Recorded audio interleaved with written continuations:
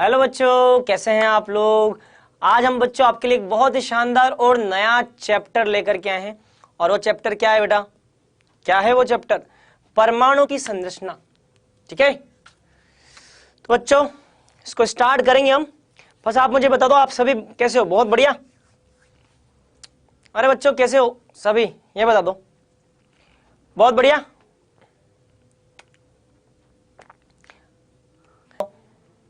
ठीक है, अब सुनो बेटा। मॉल अवधारणा चैप्टर, ठीक है बेटा। मॉल अवधारणा चैप्टर जो है बेटा वो दो पार्ट में पढ़ा जाता है। कितने पार्ट में? दो पार्ट में। एक तो होता है परिचय और एक होता है विस्तृत अध्ययन। क्या होता है बेटा? विस्तृत अध्ययन। क्या होता है बेटा? विस्तृत अध्ययन।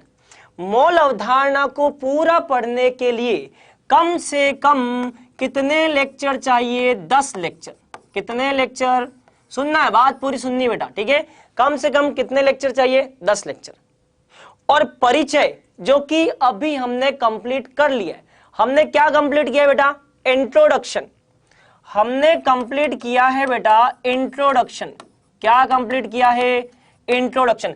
अच्छा, तो सर मतलब ये आएगा? हाँ बिल्कुल आएगा। और ये कब आएगा? ये आएगा परमाणु की संरचना।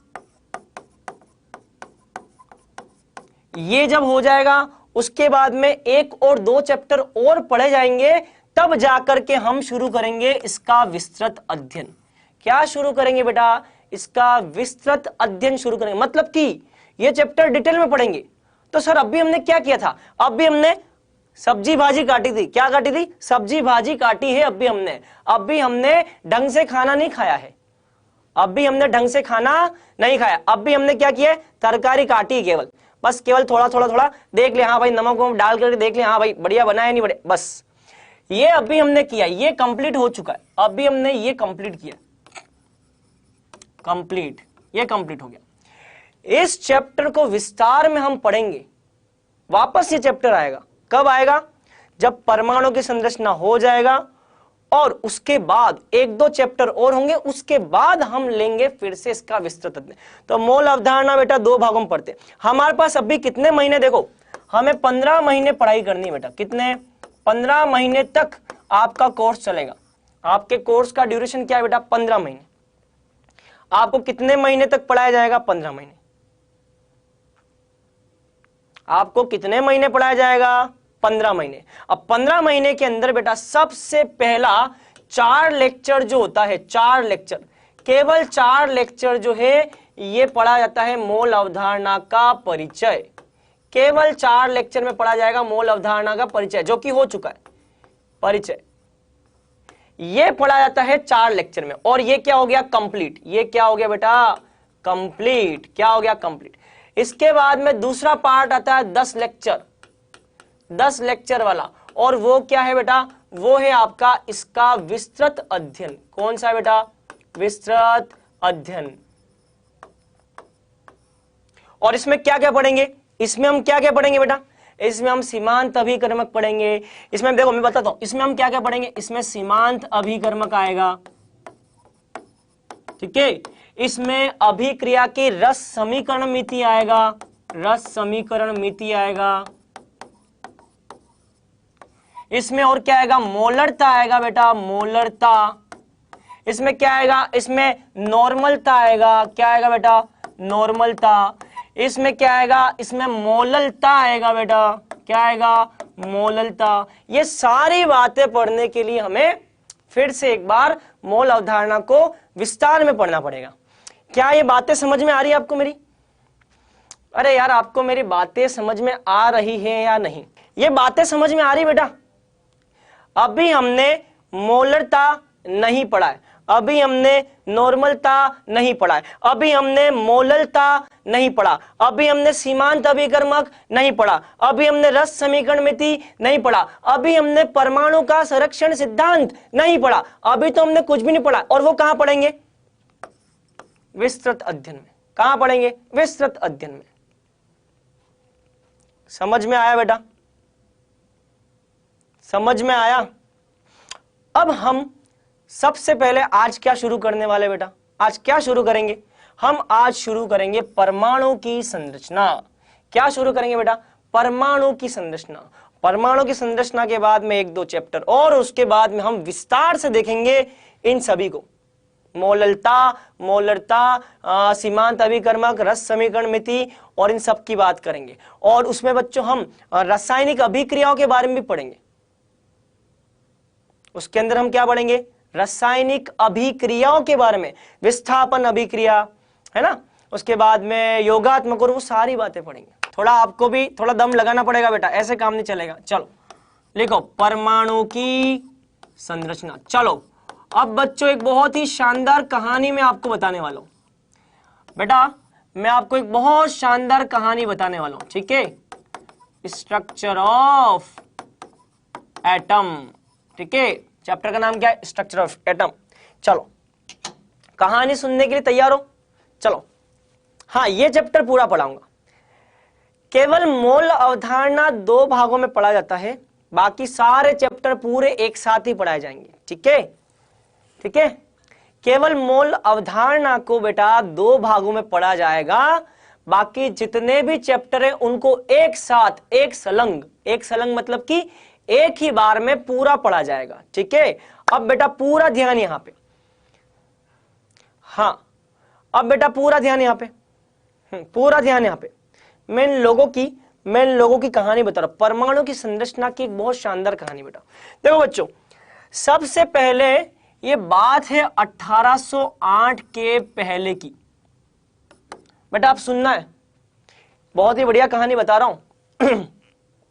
1808 के पहले की बात कर रहा हूं, 1808 के पहले की, मतलब कि हमारे दादा के दादा, बहुत पहले, परदादाओं के पिताजी, बहुत पहले की बात कर रहा हूं मैं, 1808 के पहले की बात, ठीक है। तो 1808 के पहले क्या है कि कई लोग अलग अलग तरह की खोज कर रहे थे। कोई बल्ब के आविष्कार में लगा हुआ था, कोई नए नए तत्वों की खोज कर रहा था, कोई पदार्थ के बारे में बता रहा था। तो सब अलग अलग तरह की क्या कर रहे थे, खोज कर रहे थे बेटा। क्या कर रहे थे, खोज। तो इस साल में एक वैज्ञानिक हुए बेटा, इस साल में एक वैज्ञानिक हुए जिनका नाम था क्या, डाल्टन। क्या नाम था बेटा, डाल्टन। डाल्टन पहले ऐसे वैज्ञानिक थे जिन्होंने सबसे पहले पदार्थ के अंदर पाए जाने वाले सबसे छोटे कण, आपकी तरह जो छोटा सा मासूम सा कण, सर हम मासूम है, क्या बात कर रहे हो सर मैं बहुत मासूम हूं, आपकी तरह एक बहुत छोटा सा नालायक सा एक कण जो है वो पाया जाता है पदार्थ के अंदर, जिसको उसने क्या बोल दिया, परमाणु। क्या बोल दिया बेटा, परमाणु। परमाणु के बारे में सबसे पहले बताने वाले कौन, डाल्टन। कब, 1808 में। इन्होंने बोल दिया कि ये परमाणु क्या है, अविभाज्य। क्या है बेटा, अविभाज्य। कहानी शुरू होती है 1808 से। कहां शुरू होती है बेटा, 1808 से। कहानी की शुरुआत होती है 1808 से, जब सबसे पहले डाल्टन ने परमाणु के बारे में बताया कि पदार्थ में सबसे सूक्ष्मतम कण को हम बोलते परमाणु, और ये क्या है, अविभाज्य। इसको और छोटे छोटे टुकड़ों में तोड़ा नहीं जा सकता, इसको और छोटे छोटे टुकड़ों में नहीं तोड़ा जा सकता। ये किसने बोला, डाल्टन ने। किसने बोला बेटा, डाल्टन ने, ठीक है। अब देखो बेटा, जब भी आप इस दुनिया में कुछ अच्छा करते हो ना, तो लोग आपके पीछे पड़ जाएंगे, आपकी कमियां निकालना चाहेंगे, आपके अच्छे काम में कुछ ना कुछ उंगली करेंगे, आपको परेशान करेंगे। तो डाल्टन ने जब ये बात बोली ना, तो कई वैज्ञानिकों को जलन होने लग गई, उनको अच्छा नहीं लगा, उनको मजा नहीं आया। उन्होंने बोला कि नहीं यार, डाल्टन जो बोल रहा है उसकी बात सच कैसे, हम कैसे मान ले। तो बच्चों ऐसे साल दर साल 1808 के बाद ऐसे बहुत वर्षों तक बहुत सारी खोजें हुई, बहुत सारे आविष्कार हुए। डाल्टन को गलत साबित करने के लिए कई लोग लग गए। वैज्ञानिकों ने बोला कि नहीं, परमाणु अविभाज्य नहीं है। डाल्टन अगर बोल रहा है कि परमाणु अविभाज्य है, नहीं, डाल्टन को हम गलत साबित करेंगे। डाल्टन को क्या साबित करेंगे, गलत। सारे वैज्ञानिक डाल्टन के पीछे पड़ गए। सारे वैज्ञानिक क्या हो गए, डाल्टन के पीछे पड़ गए। वो डाल्टन को गलत साबित करने में लग गए।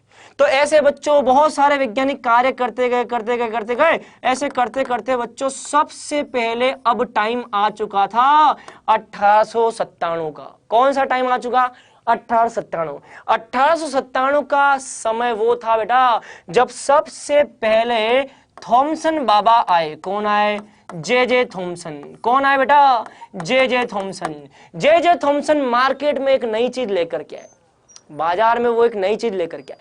उन्होंने बोला मैंने ऐसा आविष्कार किया है, मैंने ऐसा प्रयोग किया है जिससे कि मैं साबित कर सकता हूं कि डाल्टन ने जो बात बोली है वो गलत है।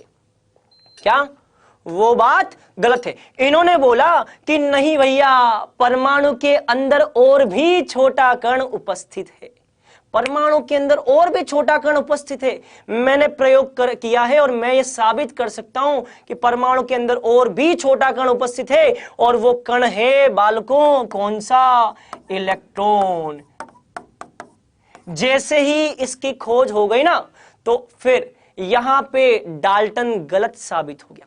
डाल्टन क्या साबित हो गया बेटा? गलत। अब जैसे ही परमाणु के अंदर इलेक्ट्रॉन आ गया, थॉमसन ने बोला कि नहीं डाल्टन, ऐसा नहीं है, ऐसा नहीं है भाई साहब, परमाणु जो है वो सबसे छोटा कण नहीं है, परमाणु से भी छोटा कण है, मैंने आविष्कार कर लिया। और वो कण कौन सा है? इलेक्ट्रॉन। कौन सा है बेटा? इलेक्ट्रॉन है। फिर ऐसे बच्चों साल दर साल फिर गुजरते गए, गुजरते गए, गुजरते गए। फिर एक वर्ष आया बेटा, कौन सा? 1920। कौन सा वर्ष आया? 1920। इस वर्ष में फिर से एक वैज्ञानिक नई धमाकेदार बात लेकर के आए, और वो वैज्ञानिक थे गोल्डस्टीन। अब आए गोल्डस्टीन। गोल्डस्टीन ने बोला अरे थॉमसन रुक जाओ, जल्दी क्यों कर रहे हो, तुमने तो इलेक्ट्रॉन ही बताया है, मैंने नई खोज कर ली है प्रोटॉन की। किसकी? प्रोटॉन की। गोल्डस्टीन मार्केट में आ गए। मार्केट में गोल्डस्टीन जैसे आए, गोल्डस्टीन ने बोला कि भाई रुक जा, रुक जा भाई, ठंड रख, अपनी जिंदगी में थोड़ी ठंड रख, ठंड का मौसम है, थोड़ी ठंड रख। इसको बोला ठंड रख, केवल इलेक्ट्रॉन नहीं होता है भाई साहब, प्रोटॉन भी होता है। तो अब थॉमसन का विरोध करने वाले दो वैज्ञानिक आ चुके थे मार्केट में अपने अपने प्रयोग लेकर के। उन्होंने क्या बोला कि भैया मेरे पास प्रोटॉन भी है, मेरे पास जिन है, अलादीन का जिन, प्रोटॉन। अब बोले अच्छा भैया ये दो लोग आ गए, तो भैया डाल्टन तो गया काम से, डाल्टन की थ्योरी क्या हो गई थी अब तक? गलत। चलो फिर भैया साल दर साल बीतते गए, बीतते गए, बीतते गए। अब आ गया सन कौन सा बेटा? 1932। कौन सा सन आ गया? 1932। जैसे ही 1932 आया, तो अब आ गए मार्केट में एक और वैज्ञानिक, और वो वैज्ञानिक थे चैडविक। चैडविक आए और इन्होंने बोला अरे भाई साहब तू रुक जा, तू रुक जा, तुम दोनों साइड में बैठ जाओ, मैं लेके आया हूं एक और कण। और वो कण कौन सा है? न्यूट्रॉन। इसने बोला कि भैया रुक जाओ, आप इलेक्ट्रॉन और प्रोटॉन तक ही रुके हुए हो, यहां पे मार्केट में एक नई खोज और हो चुकी है न्यूट्रॉन की। तो मतलब हुआ क्या कि भैया थॉमसन ने इलेक्ट्रॉन, गोल्डस्टीन ने प्रोटॉन और चैडविक ने न्यूट्रॉन। तो ये तीनों मार्केट में ऐसे आए कि भैया डाल्टन को कर दिया आपने साइड में, बोला तू साइड में खोपचे में बैठ जा, तेरा अब कुछ काम धाम नहीं, तू हो गया गलत साबित। तो भैया डाल्टन ऐसे चले गए, रो रोआ करके पीछे बैठ गए साइड में। ठीक है, तो अब चैडविक बोलता है कि भैया मैं आ गया हूं, मैंने न्यूट्रॉन की खोज की है, और न्यूट्रॉन की खोज की है तो अब आप ये देखिए कि परमाणु छोटे छोटे कणों में पाए जाते, परमाणु से भी छोटे कण है। परमाणु से छोटा कण है इलेक्ट्रॉन, परमाणु से छोटा कण है प्रोटॉन, परमाणु से छोटा कण है न्यूट्रॉन। डाल्टन ने बोला था कि परमाणु सबसे छोटा कण है, उसको और तोड़ा नहीं जा सकता। गलत, बिल्कुल गलत। क्यों? क्योंकि भैया उससे छोटा कण इलेक्ट्रॉन, उससे छोटा कण प्रोटॉन, उससे छोटा कण न्यूट्रॉन मार्केट में आ चुका है। तो अब डाल्टन की थ्योरी हो गई गलत। तो ये सारी बातें जो है बेटा, इनको हमको एक एक करके पढ़ना है। क्या करना है बेटा? एक एक करके पढ़ना है। तो सबसे पहले बेटा हम क्या पढ़ेंगे? सबसे पहले हम पढ़ने वाले क्या? इलेक्ट्रॉन की खोज। किसकी खोज पढ़ेंगे बेटा? इलेक्ट्रॉन की खोज। तो सबसे पहला हेडिंग बेटा लिखना है इलेक्ट्रॉन की खोज। अभी हम देखेंगे इलेक्ट्रॉन की खोज कैसे हुई बच्चों। ठीक है, लिखो इलेक्ट्रॉन की खोज। तो लिखो, ठीक है, लिखो हेडिंग लिखो बेटा, डिस्कवरी ऑफ इलेक्ट्रॉन। क्या लिखना है?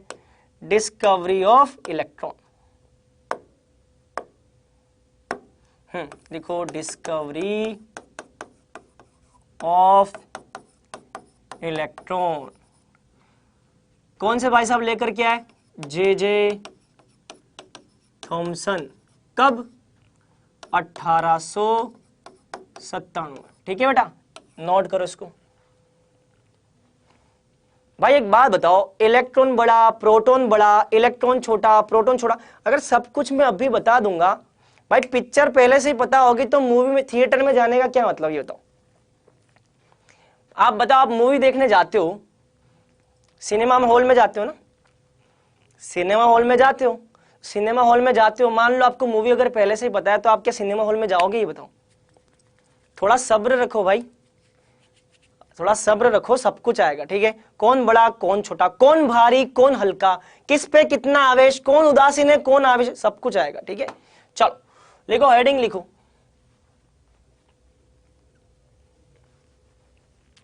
ठीक है, हाँ बेटा, इनकी खोज नीट के एग्जाम में आएगा, बिल्कुल इनकी खोज के बारे में हमें पढ़ना है और समझना है। ठीक है,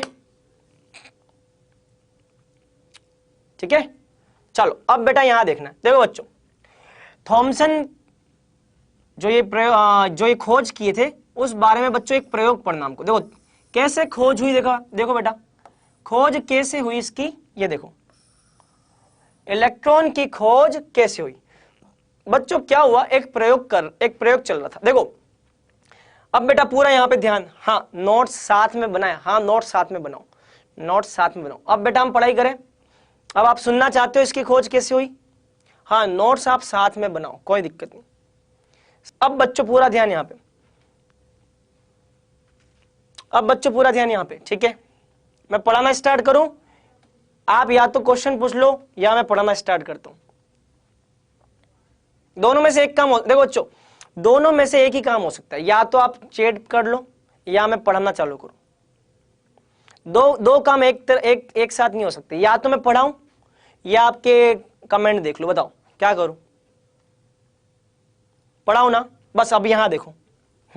अब बेटा यहां देखना, ठीक है, चलो सभी बातों का जवाब मिलेगा यार, सुनते जाओ, जल्दी जल्दी किस बात की, सुनो।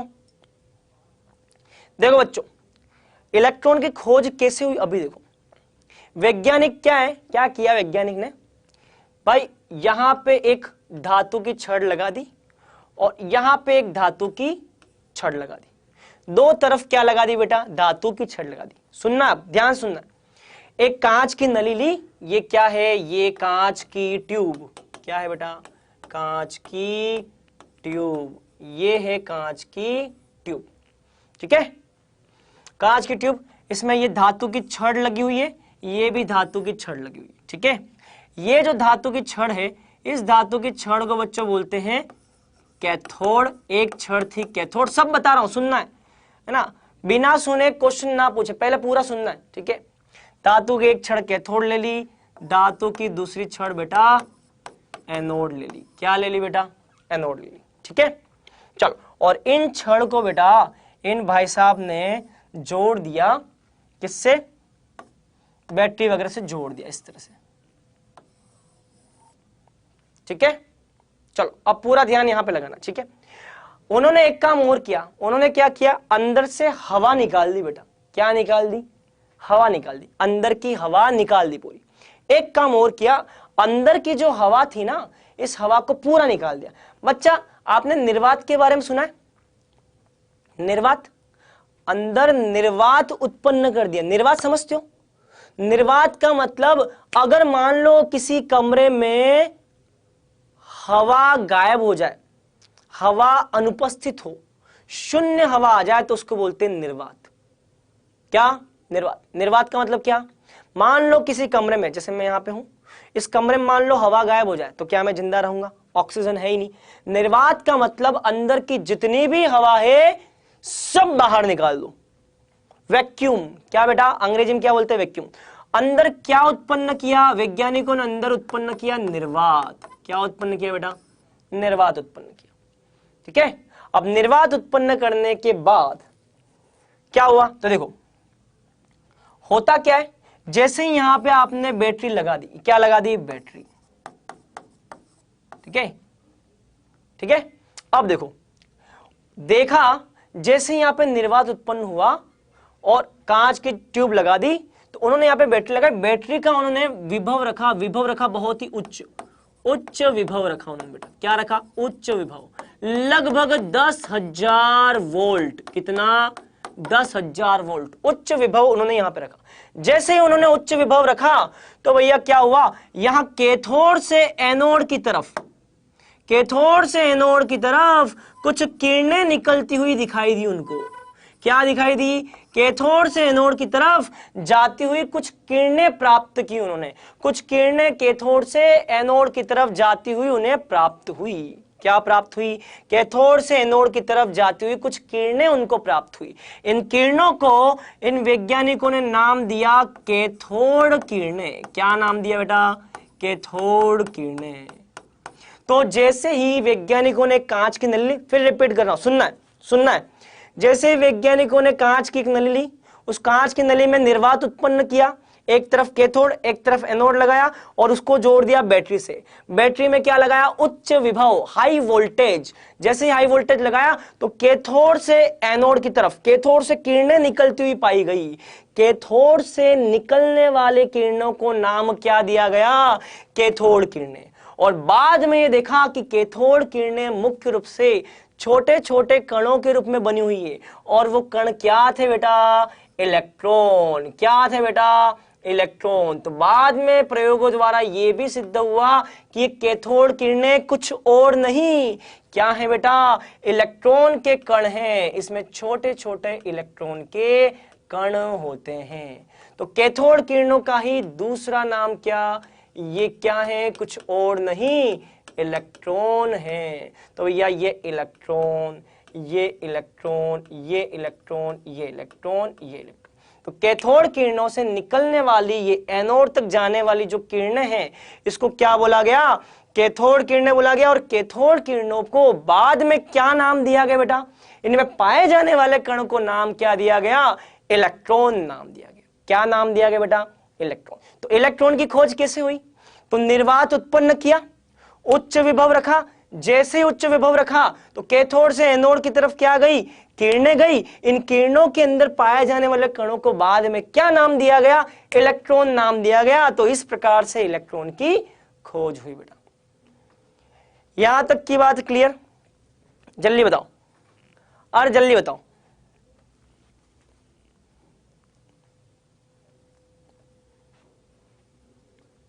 यहां तक की बात क्लियर?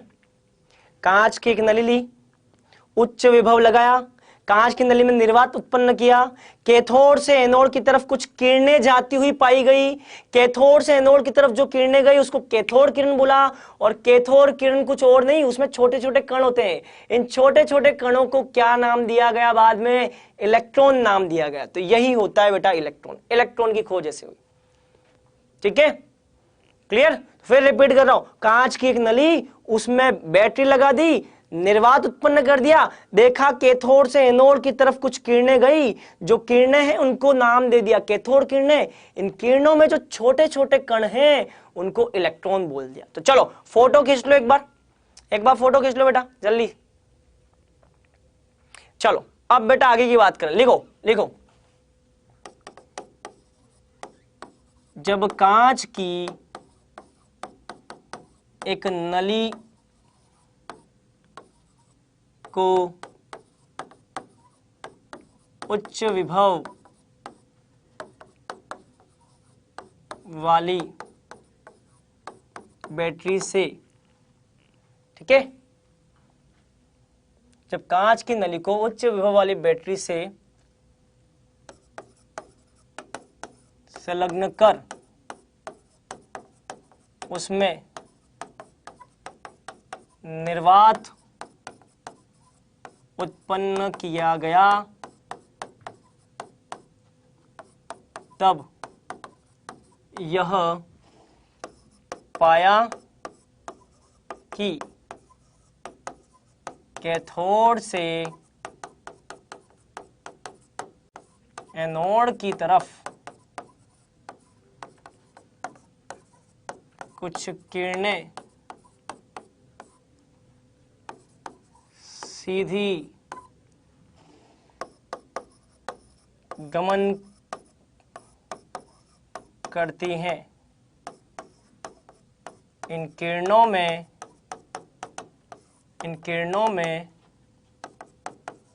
पाए जाने वाले कणों को ही बाद में इलेक्ट्रॉन कहा गया तथा इन किरणों को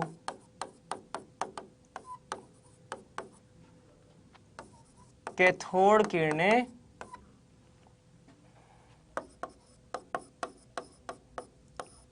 कहा गया। ठीक है बेटा, ये नोट कर लो, एक बार नोट करो ये सारा।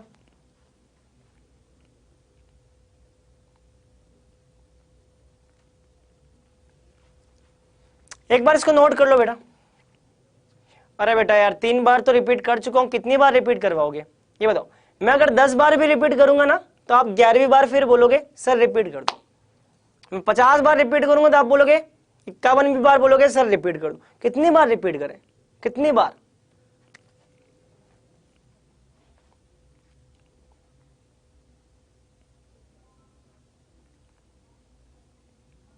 चलो नोट कर लिया। चलो अब बात करते हैं आगे की बेटा।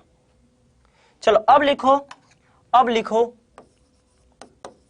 कैथोड किरणों की विशेषताएं। ठीक है, लिखो कैथोड किरणों की विशेषताएं लिखो बेटा। हाँ, ऋण किरणें भी कहा जाता है, बिल्कुल बिल्कुल। कैथोड किरणों की विशेषता लिखो। पहला, यह किरणें सदैव सीधी रेखा में गमन करती हैं। ठीक है, चलो दूसरा। ठीक है बेटा, तो ध्यान रखना है कैथोड किरणें, मान लो कैथोड है, ठीक है, ऐसे समझो ये कैथोड है, ये एनोड है। कैथोड से निकलेंगी क्या? कैथोड किरणें। कैथोड किरणें यहां से सीधी निकलेंगी, कहां जाएंगी? एनोड की तरफ। तो कैथोड किरणें निकलते हुए कहां जाएंगी? एनोड की तरफ, सीधी जाती हैं, सीधी। मान लो 4 किरणें, 4 किरणें यहां से निकलेंगी, सीधी कहां जाएंगी? सामने की तरफ। तो क्या? सीधी रेखा में गमन करती। चलो दूसरा लिखो बेटा। ठीक है, ठीक है, लिखो। ठीक है, चलो अगला लिखना है बेटा। यह किरणें यांत्रिक प्रभाव उत्पन्न करती है। चलो अब ये क्या है इसको समझते हैं। ठीक है, अब इधर समझना बेटा, यांत्रिक प्रभाव क्या होता है। ठीक है, अब इधर देखना, यांत्रिक प्रभाव। यांत्रिक प्रभाव का मतलब बेटा, यांत्रिक मतलब समझते हो? यांत्रिक कार्य समझते हो? जैसे मान लो आप साइकिल चला रहे हो, साइकिल का चलना किस प्रकार का कार्य है? यांत्रिक कार्य। मशीन का चलना किस प्रकार का कार्य है? यांत्रिक कार्य। कोई चक्री चल रही है वो कैसा कार्य है? यांत्रिक कार्य। टरबाइन चल रहा है वो कौन सा कार्य है? यांत्रिक कार्य। यांत्रिक कार्य मतलब कि किसी मशीन का चलना। यांत्रिक कार्य या यांत्रिक प्रभाव मतलब कि मशीन का सुचारू रूप से चालन, सुचारू रूप से चालन। अभी समझा रहा हूं बेटा, ठीक है। मशीन का सुचारू रूप से चल। चलो अब ये क्या है देखो, अब देखना है बेटा यहां पे। ठीक है, देखो बच्चों पूरा ध्यान यहां लगाना। ठीक है, अब देखो, अब यहां देखना है, देखो। ठीक है, अब देखो बेटा, मान लो यहां पे मैं टायर लगा दूं। क्या लगा दूं? टायर। ये टायर, अरे टायर समझते हो ना? मान लो आपने टायर लगा दिया। टायर क्या है? टायर चलता भाई, साइकिल चलती है ना, किस कारण चलती है? टायर के कारण। तो अगर टायर चलेगा तो उसको क्या बोलोगे? यांत्रिक प्रभाव। अगर मशीन चलेगी तो उसको क्या बोलोगे? यांत्रिक प्रभाव। अगर टरबाइन चलेगा तो उसको क्या बोलोगे? यांत्रिक प्रभाव। मतलब कि जैसे ही ये किरणें यहां से निकली, ये किरणें टकराएंगी किससे? इस टायर से। टायर क्या करेगा? चलने लगेगा ऐसे गोल गोल गोल गोल गोल गोल। तो अगर टायर ऐसे चलने लगा तो समझ जाना ये क्या करती है? यांत्रिक प्रभाव उत्पन्न करती है। और वास्तव में ऐसा होता है, वास्तविकता में होता है कि जब वैज्ञानिकों ने यहां पे टायर रखा है ना, तो ये टायर ऐसे गोल गोल गोल गोल चलता है। क्यों चलता है? क्योंकि ये जो इलेक्ट्रॉन है, ये सारे इलेक्ट्रॉन जाकर के कैथोड किरणें जाकर के टकराएंगी, ये टकराएंगी, बल लगाएंगी। अगर कोई चीज टकराएगी तो क्या लगेगा? बल। बल लगेगा तो यहां पे ये टायर चलने लगेगा ऐसे ऐसे ऐसे। मतलब क्या होगा? यांत्रिक प्रभाव उत्पन्न होगा। क्या उत्पन्न होगा बेटा? यांत्रिक प्रभाव। तो ये भी बनाना चाहो तो बना लो, बना लो बेटा। चलो अब इसके बारे में लिखेंगे। अब इसका क्या मतलब है? यदि कैथोड किरणों के मार्ग में कोई पहिया रख दिया जाए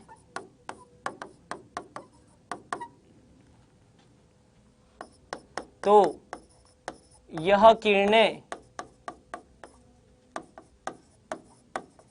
पहिए को घुमाती है। समझ में आया?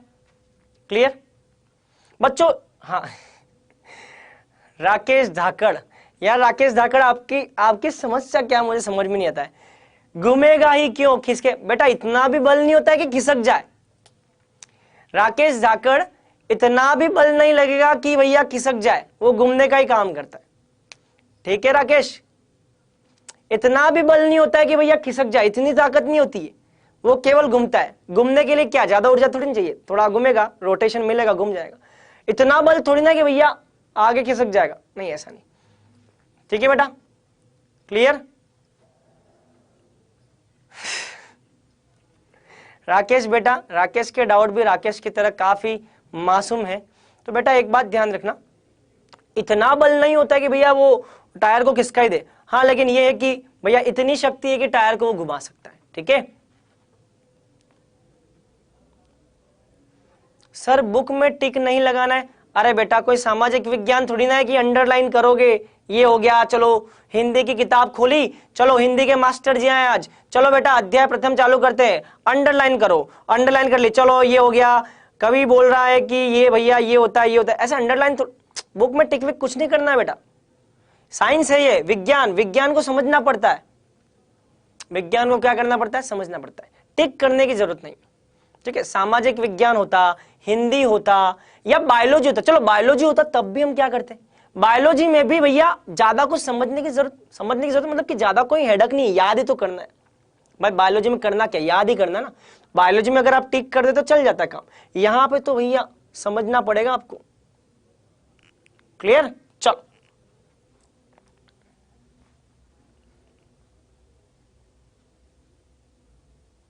ठीक है, चलो अब बच्चों तीसरा, चलो तीसरा बिंदु बेटा, तीसरा बिंदु, चलो तीसरा बिंदु। सर हमें एनसीईआरटी बुक अपने से पढ़नी है क्या? हाँ बेटा, जो मैं पढ़ा रहा हूं उसको आपको एनसीईआरटी से आपको स्वयं को पढ़ना है।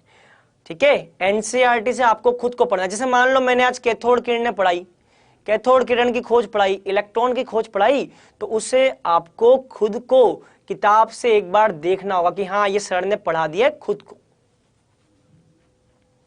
बायोलॉजी को भी समझना पड़ता है। अरे बायोलॉजी क्या है यार, याद ही तो करना है। क्या यार बायोलॉजी में करना क्या है? हार्ट कैसा होता है? ऐसा होता है तो होता है, याद कर लो। बालों में कौन सा प्रोटीन है? ये प्रोटीन है तो है, याद कर लो। नाखूनों में कौन सा प्रोटीन है? प्रोटीन है तो याद कर लो। कार्बोहाइड्रेट क्या होता है? कार्बोहाइड्रेट भोजन के अंदर पार्ट होता है, याद कर लो। वसा क्या? याद कर लो। उसमें क्या समझोगे?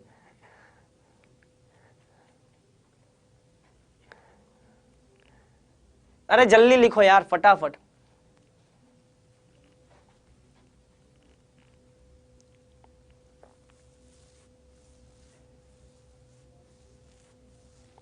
यार मुझे एक बात बताओ, यार मुझे एक बात बताओ, मुझे एक बात बताओ बेटा, मुझे एक बात बताओ।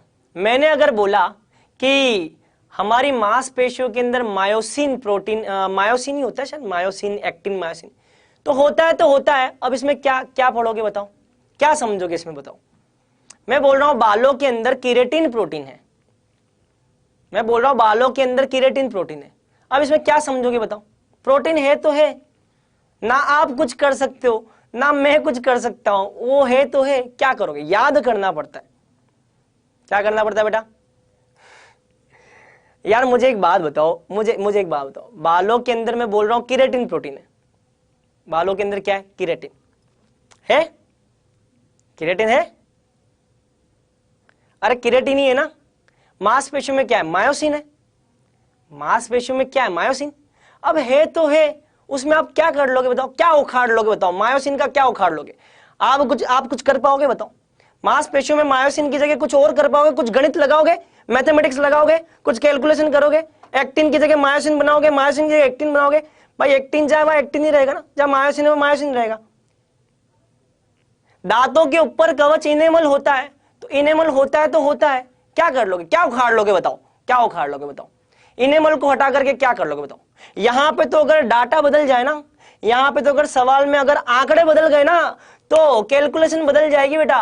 फिर आप रोने लग जाओगे, सर गुणा भाग जोड़ बाकी नहीं आता है, गुणा भाग जोड़ बाकी नहीं आता है, सर गुणा नहीं आता है, जोड़ बाकी नहीं आता है?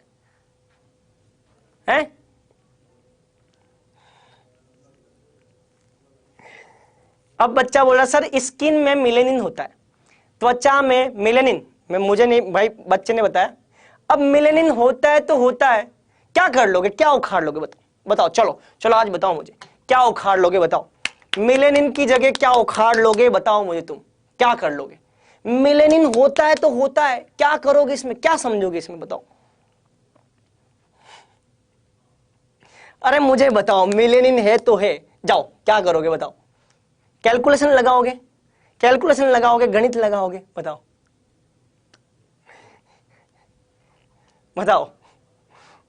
भैया मेरा तो मैथमेटिक्स था, मेरी तो मैथ्स थी, है ना, मेरी तो मैथ्स थी भैया, ठीक है। मेरे पास तो गणित थी, मेरे पास क्या थी, गणित। तो मुझे बायोलॉजी का ज्यादा ज्ञान नहीं बच्चों, ठीक है।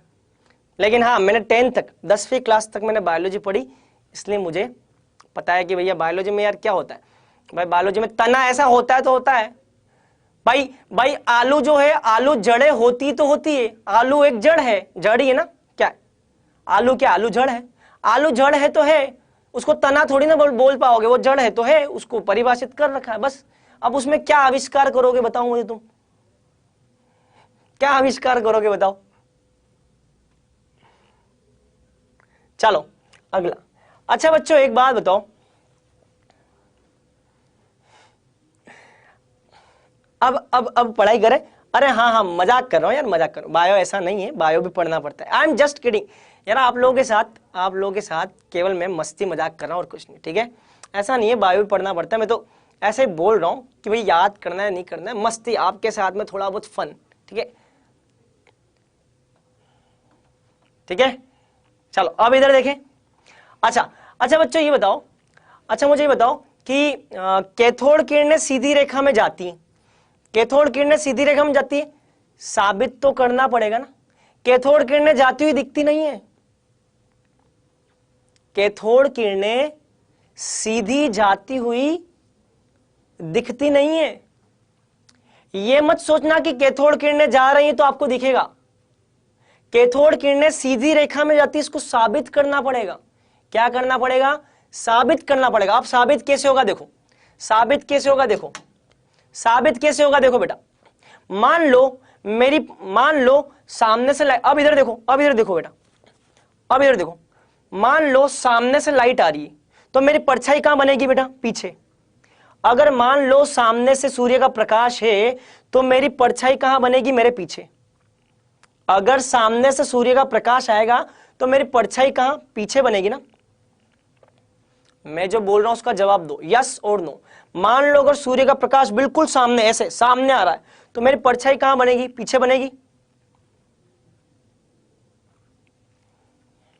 मेरी परछाई कहां बनेगी बेटा, पीछे बनेगी ना। मान लो सूर्य का प्रकाश पीछे से आ रहा है, पीछे, मान लो सूर्य का प्रकाश पीछे आ रहा है, तो मेरी परछाई कहां बनेगी? आगे। अगर सूर्य का प्रकाश पीछे है तो परछाई आगे बनेगी, और सूर्य का प्रकाश आगे तो परछाई पीछे बनेगी, बनेगी ना। बस बच्चों यही बात यहां पे भी है, यहां पे भी है। यहां जो भी वस्तु है ना, यहां जो भी वस्तु है, इसकी परछाई पीछे बनती है। अगर इस वस्तु की परछाई पीछे बने तो समझ जाओ कि किरणें कहां से आ रही है? सामने से। कहां से आ रही है? सामने से। अगर कोई वस्तु आपने यहां रख दी, मान लो, अब ऐसे समझो, ऐसे समझो, ये हटाओ, चलो मैंने यहां पे क्या रख दिया? मैंने यहां पे कोई टुकड़ा रख दिया, मैंने यहां पे कोई वस्तु रख दी, ये वस्तु, इसकी परछाई बेटा यहां बनती है, यहां, इसकी यहां पे परछाई बनती है, परछाई, परछाई। इसकी परछाई पीछे कब बनेगी? जब यहां से किरणें आएंगी। जब सूर्य का प्रकाश यहां से आ रहा है तो इसकी परछाई पीछे बनेगी। अगर ये किरणें यहां से जा रही होती तो इसकी परछाई यहां बनती। अरे समझ में आया मैंने क्या बोला? कैथोड किरणें यहां सीधी रेखा में गमन कर रही हैं। कैसे पता चला? क्योंकि जैसे मैंने यहां पे वस्तु रखी, इसकी परछाई पीछे बनी। ये वस्तु जो है वो इन कैथोड किरणों को रोकने का प्रयास करेगी, तो ये कैथोड किरणों के कारण जो परछाई बनेगी इसकी, वो पीछे बनेगी। क्लियर? चलो, तो देखो बच्चों, तो यहां पे हम क्या लिखेंगे? यहां हम क्या लिखेंगे? कैथोड किरणें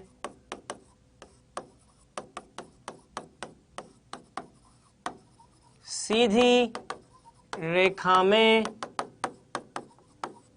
गमन करती हैं यदि किरणों के बीच कोई वस्तु रख दी जाए तो उसके पीछे परछाई बन जाती है। ठीक है बेटा? चलो, क्लियर? चलो, क्लियर? अच्छा, एक लास्ट पॉइंट और, एक लास्ट पॉइंट और, चलो एक अंतिम पॉइंट और पढ़ लेते बेटा। अब एक अंतिम पॉइंट और पढ़ लेते, इधर देखो, अब अंतिम पॉइंट और, लास्ट, एक लास्ट पॉइंट, एक लास्ट पॉइंट बेटा। अगर मान लो बेटा, मान लो अगर ऐसा कुछ हो जाए, यहां मैंने ऊपर की तरफ रख दिया प्लस वाला चार्ज, और यहां मैंने रख दिया नीचे माइनस, क्या रख दिया? माइनस। उच्च प्लस, प्लस में उच्च आवेश, माइनस में उच्च आवेश, तो बच्चों ये जो इलेक्ट्रॉन है, ये जो कैथोड किरणें हैं, ये कैथोड किरणें देखा गया है, ये किरणें कहां विचलित हो जाएंगी? प्लस की तरफ। ये किरणें कहां विचलित हो जाती हैं? प्लस की तरफ। जब विद्युत क्षेत्र आरोपित करते हो, ये क्या आरोपित है? विद्युत क्षेत्र। जब भी आप यहां विद्युत क्षेत्र आरोपित करोगे तो यह देखा गया है कि ये किरणें कहां विचलित हो गई? ये किरणें प्लस की तरफ विचलित हो गई। और प्लस की तरफ कौन विचलित होगा? जिस पर क्या होगा? माइनस आवेश। क्या आवेश होगा? माइनस आवेश। कैथोड किरण पर कौन सा आवेश है? माइनस आवेश। कैसे साबित होगा? अगर आप विद्युत क्षेत्र लगा दो, क्या लगा दो बेटा? विद्युत क्षेत्र। ये माइनस लगा दिया, प्लस विद्युत क्षेत्र लगा दो, तो आप ये देखोगे कि ये किरणें यहां से ऊपर की तरफ विचलित हो गई। क्या हो गई बेटा? ऊपर की तरफ विचलित हो गई, प्लस की तरफ। अगर कोई किरणें प्लस की तरफ विचलित हो रही है, मतलब कि उन किरणों पर आवेश क्या है? माइनस। इन पर आवेश माइनस है, इसीलिए कहां विचलित हो गई? प्लस की तरफ। ये सारे प्लस की तरफ विचलित हो गए। कहां? प्लस की तरफ विचलित हो गए। तो विद्युत क्षेत्र आरोपित करने पर यह देखा गया है कि ये जो किरणें हैं वो प्लस आवेश की तरफ विचलित हो जाती हैं। इससे साबित होता है कि इन किरणों पर कौन सा आवेश है? माइनस आवेश। चलो, तो अब हम लिखेंगे बेटा, लिखो,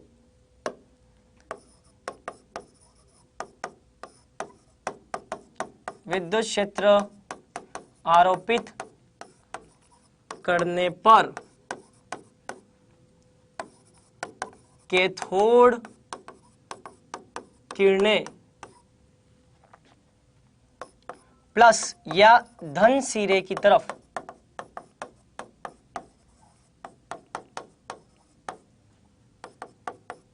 विक्षेपित या विचलित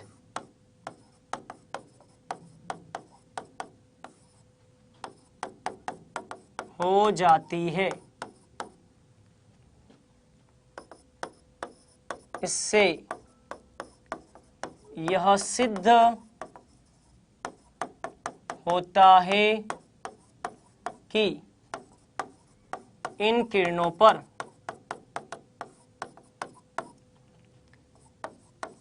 ऋण आवेश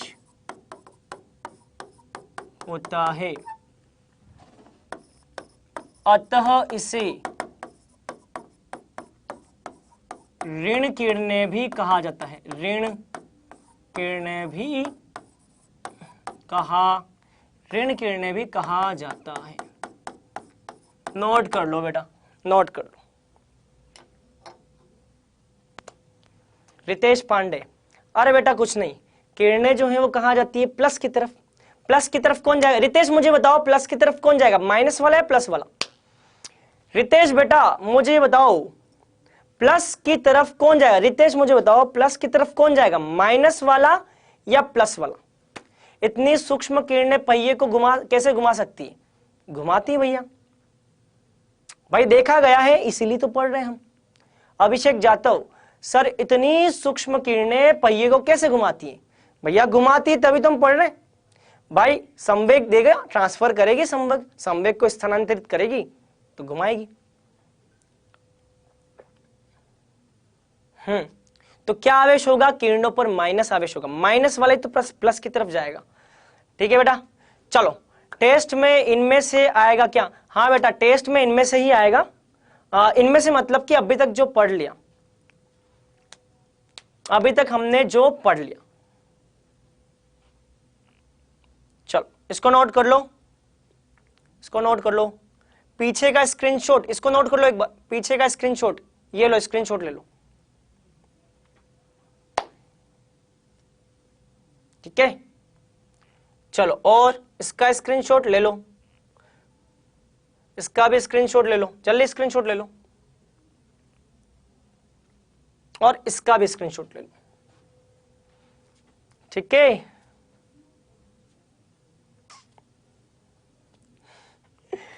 सर ये याद करना है या समझना है? आपको क्या लगता है?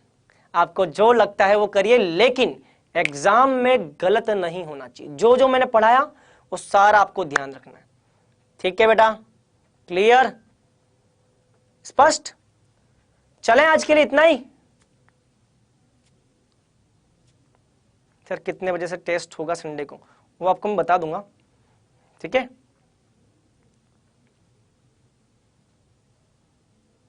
सर नीट में थ्योरी आएगा? नहीं बेटा, नीट में थ्योरी इस तरह से आ सकता है, देखो कैसे आएगा, देखो कौन सी, देखो नीट में थ्योरी के ऊपर बेस्ड क्वेश्चन कैसे आएंगे? नीट में थ्योरी आएगा कि नहीं, सुनो ऐसे आएगा, कौन सा कथन कैथोड किरणों के लिए सत्य है? तो भैया 4 कथन है। कौन सा कथन कैथोड किरणों के लिए सत्य है? कौन सा कथन कैथोड किरणों के लिए सत्य है? तो ये 4 पॉइंट मान लो इनमें से पूछ लिया, उपरोक्त तो सभी तो याद होंगे तभी तो कर पाओगे। ठीक है सर, नीट का प्रीवियस ईयर्स पेपर हिंदी में दे दो। ठीक है ठीक है ठीक है, डेफिनेटली प्रीवियस ईयर्स पेपर की हिंदी में बात करूंगा। ठीक है, बात करूंगा। ठीक है, हिंदी में आपको अवेलेबल हो जाएंगे, आपको डाउटनेट की ऐप पे मिल जाएंगे हिंदी में, डोंट वरी। बोलता हूं मैं आज बात करूं, सर मेरा डाउट क्लियर करो। बेटा क्या डाउट है बताओ? सर टाइम टेबल बता दो। ठीक है, मैं टाइम टेबल बता देता हूं, एक सेकंड टाइम टेबल बता देता हूं मैं आपको बेटा, टाइम टेबल बता देता हूं मैं आपको।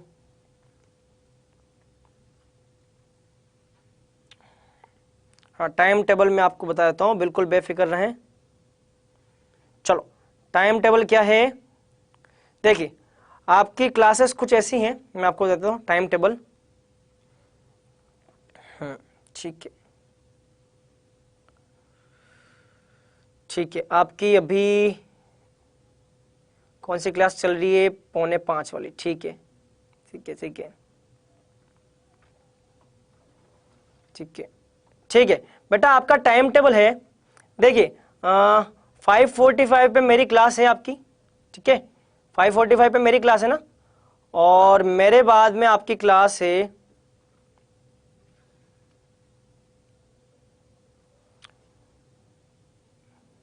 विपिन सिंह सर की, मेरे से पहले भेज दिया, ठीक है ठीक है। देखो मिहित बाबू ने भेजा है, देखो मेरे से पहले आपकी कौन सी क्लास है, फिजिक्स की क्लास है आपके पास टाइम टेबल?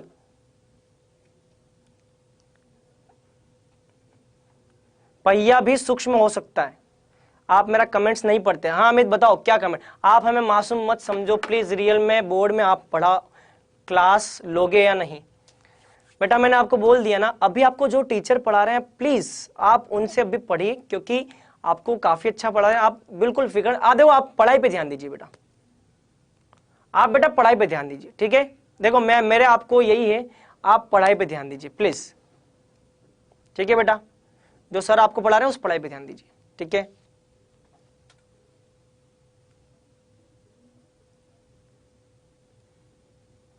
ठीक है, चलो आज के लिए इतना ही बेटा, चलो बाय बाय, टेक केयर, ठीक है, बाय।